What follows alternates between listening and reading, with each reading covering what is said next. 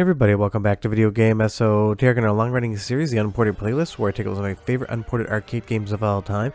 And obviously we're right in the middle of spooky season, so we're going to be talking about CarnEvil. And honestly, I talked about this game 5 years ago as a Christmas episode, and while it would still qualify for that, it's time to take another look at one of the absolute classic arcade horror light gun games of the 90s. Before I get too far involved, it'd be a huge favor, go down below, hit like and subscribe, and ring that notification bell. Definitely helps us out. And if you feel so inclined to want to support the channel, we got a Patreon link down below as well. But in the 90s, horror arcade light gun games were all the rage. You had the House of the Dead, you had Evil Night, you had Beastbuster Second Nightmare from SNK. So obviously Midway wanted to get in on the action, but they pivoted with CarnEvil. Because while this is a horror game through and through from start to finish, it definitely airs more on the side of the creepy clown and overall circus aesthetic than it does on straight horror. And that's definitely fun and something we didn't usually see in arcade games. And it's the perfect year to talk about this because I just saw Terrifier 3 in theaters, and Art the Clown was absolutely on a rampage in that movie. And if you're a horror fan and haven't watched any of the Terrifier films yet, can't recommend them enough this Halloween season. Just be aware that they are very, very gory, and I'm not kidding when I say that. But honestly, CarnEvil is just one of those classic arcade games. It was a huge success when it came out for Midway, and pretty much every arcade had a cabinet for this. You'd be hard pressed back in the 90s or early 2000s to walk into an arcade floor and not see a House of the Dead cabinet right next to a CarnEvil cabinet. And it is still a relatively common game today, and not as much so as back in the day. But if you walked into 10 arcades, I bet at least 2 of them would have a CarnEvil on the floor. It was just one of those titles for Midway that absolutely blew up, and you can totally understand why. It is classic arcade light gun gaming goodness with that horror vibe, but it does something different than pretty much every other game in the technology sphere as well. Every single polygon you see on screen is being drawn in real time, but every single background is a full motion video that's streaming in via a hard drive, which unfortunately meant that these boards love to break because spinning hard drives and arcades do not go well together. So if you see an arcade board for this game today, odds are it's been converted over to solid state. But it gave this game such a dramatic look and feel, something you really hadn't seen before, because all of those backgrounds are so detailed. You could not get that done with just straight 3D processing back in the day. There was no graphics card that could be able to render all of this in real time. So it was a really interesting transition between using FMV video as well as actual real-time rendered elements. And I would say they totally pulled it off. Everything is in a place. It doesn't feel like any of the characters are over top the video. It really does blend well together. So a masterclass in combining 3D architecture as well as full motion video. Maybe the best use of FMV in any video game I've ever played. And of course we have a battle with Evil Marie Antoinette here. This game definitely went for the brass ring as far as intensity is concerned in every aspect, because obviously she is maybe the most well-endowed demon you're ever going to fight in an arcade light gun game, almost comically so. And that's basically what CarnEvil tried to be, over the top in every single direction, in the gore, in the dismemberment, in characters like Evil Marie here. They just decided, throw everything in the game, it's all in good taste as far as we're concerned, and we'll just run with it from there. And I love that she impales herself on this little spire, and then the river runs red with her blood all the way out into the end of the level. This game has a lot of charm and a lot of personality and just takes that horror aesthetic to an absolute 11. I absolutely love it for that. I do love the fact that it incorporates Christmas as well, because there is a long lineage of horror movies that take place at Christmas, and the reason you're seeing CarnEvil for this October is because Terrifier 3 did the exact same thing, and it just made me think of this game again. And it was wild to think I talked about it over 5 years ago, and that's why I really do enjoy CarnEvil. It pretty much takes every single other horror genre that isn't represented in video games and pops them up. We've got creepy clowns, we've got the circus, we've got Christmas, we've got Krampus. Every single idea that you could put in this game is here, and obviously it's different than the House of the Dead, Evil Night, or any other game. And I think that was a really smart decision on Midway's part.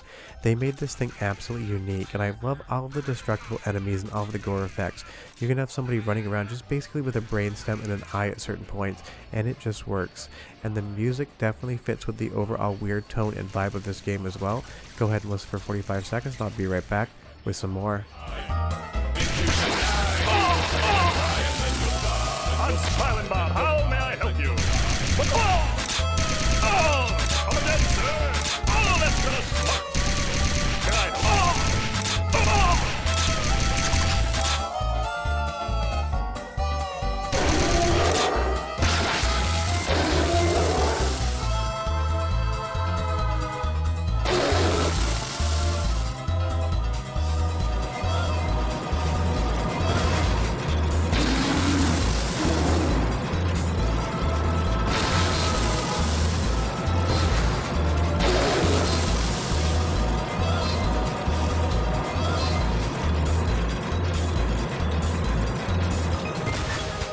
Absolutely weird, absolutely amazing music, and why are dinosaurs in a horror game or people in dinosaur costumes? I have absolutely no idea. Basically, the developers of this game said the hell with it. If you want to do something, go ahead and do it. Like dunking that zombie kid into a bucket of fried oil, burning him to death. This game is just insane in every single direction, and that's why people really love it, and I really enjoy it too. You get so much sense of humor in a horror game, but you still get that over-the-top gore, and that's probably why this game was so successful when it came out. It was notorious for being gory and over-the-top and a little bit weird, and that was definitely something, again, that I think players were craving in the arcade. And in the 90s, the light gun genre was just absolutely huge. Every single developer, every single publisher wanted to have a light gun game on the shelves, and honestly, most of them wanted one in the horror genre because it was just something that absolutely always did big numbers when it came to taking your quarters. And as far as taking quarters is concerned, CarnEvil definitely is a more difficult game. And in some areas in the game, you have to take what seems to be force damage. I feel like Midway definitely wanted to make sure that they were getting as many quarters out of your pocket as was possible. But even with that, obviously, we're playing via emulation today, so quarters are just imaginary. But I love Krampus here, and I absolutely love all the character design of the bosses. He has these gigantic deer antlers, he's got these massive claws, and he's skating around trying to attack you, while he has that sack of presents on his back. And of course, in the destructible environment, we've absolutely blown his entire face off, and you can see his beating heart exposed in his chest. That wasn't the easiest thing to do back then. You had to have different models loaded into RAM so that when that destruction actually happened, they would appear. And I think that's why this game's models look so good, because with the FMV video playing in the background, you really aren't using any of the 3D processing to do those aspects of the game. So it's a really intelligent use of technologies blended together, because I would say that the models in this game look better than pretty much anything else in arcades, light gun wise, at that point in time. And honestly, that's not a small accomplishment, because you had a lot of talented developers making these things. And CarnEvil is one of those games, I feel like everyone pretty much knows it, but leave me a comment down below and tell me when the last time you played this game is and when the first time you saw it was. I remember going to my local arcade in Vermont in high school, and I saw this game on the floor. Hadn't been to the arcade for like a year at that point in time because I had been busy, but I definitely put enough quarters into it to see the ending. And I'll play this game once every 2 or 3 years just to kind of get back into it. And with Gun for Ire, it makes it even better. But it's one of those games, weirdly, I've never actually collected an arcade board for, and even I'm not sure why.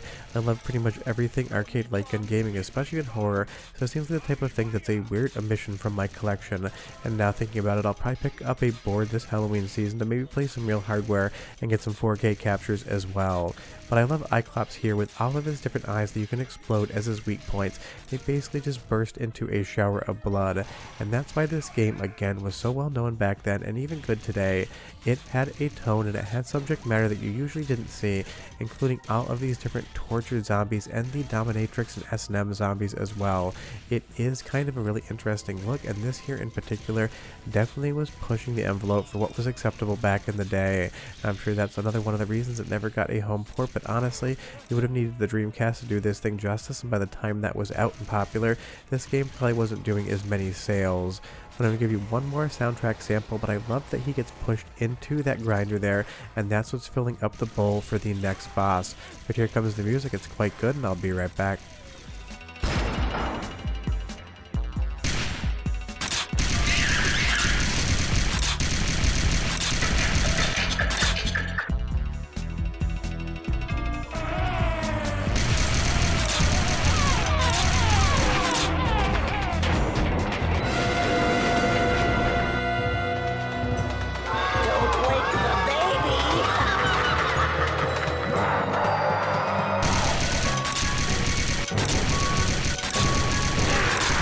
And then of course you have Junior, a gigantic deformed baby that you can fight in the game, but interestingly enough, if you go into the test menu, you can also turn Junior into a teddy bear, so apparently the developers thought maybe killing a baby in an arcade game was not in the best taste possible, but honestly, the teddy bear, while interesting, isn't anywhere near as fun as Junior.